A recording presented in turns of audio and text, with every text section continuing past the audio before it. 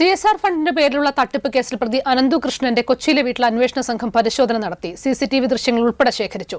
കോടികളുടെ തട്ടിപ്പ് നടന്നതിനാൽ സാമ്പത്തിക കുറ്റകൃത്യങ്ങൾ അന്വേഷിക്കുന്ന വിഭാഗം കേസ് അന്വേഷിക്കണമെന്നാവശ്യപ്പെട്ട് മൂവാറ്റുപുഴ പോലീസ് എറണാകുളം റൂറൽ SPക്ക് റിപ്പോർട്ട് നൽകി. അനന്തുവിനെ നാളെ കസ്റ്റഡിയിൽ വാങ്ങി വിശദമായി ചോദ്യം ചെയ്യും.